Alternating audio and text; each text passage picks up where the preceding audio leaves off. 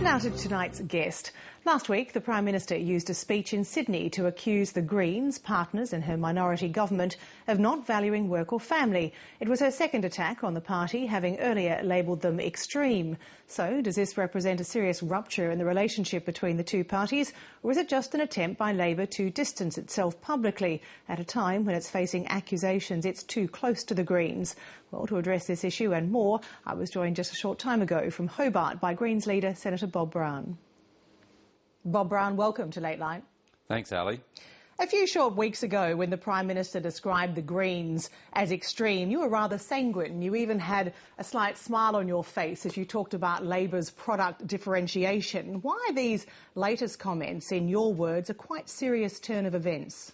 Well, of course, one comment like that we can all make, but when it comes a second time and is laid on and is so misrepresentative as the Prime Minister's comments about the Greens this time, you know that there's deliberation. On this occasion too, it was again a speech.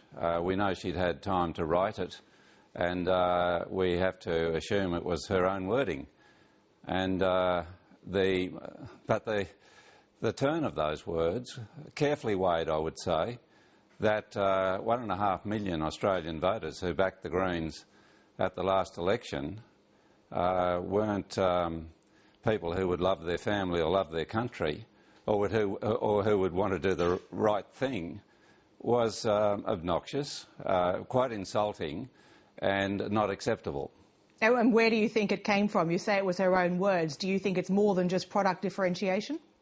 Yes, it is. It's very clearly turning both barrels on her supporters in government. Very curious political strategy. I don't know whether she consulted with new members of her staff or maybe other members in the caucus, but ultimately Prime Ministers make these decisions and they know that they live by them and they have to accept ownership of them.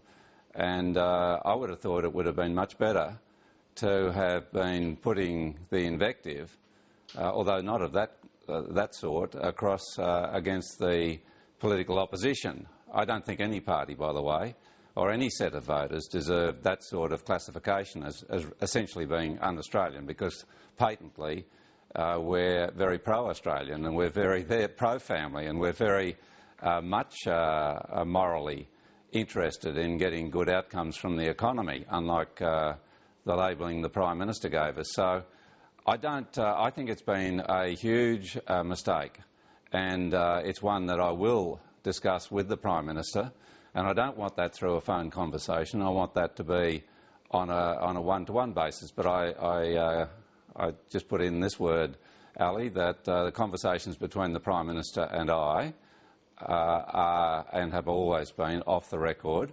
I'm just flagging the nature of that conversation. I will not be reporting back word by word what the Prime Minister had to say. Are you seeking an urgent meeting, though? Have you had any conversation at all with, if not the Prime Minister, any senior Labor member? Has anyone contacted you since you've made your displeasure so very apparent? No. There has been a move to have a conversation where, by phone, but I want to have this in person. We are due to meet on Friday week, the 15th, and we're both looking or getting our officers to look at diaries now to see if we can meet earlier than that. Let me stress this, though, Ali.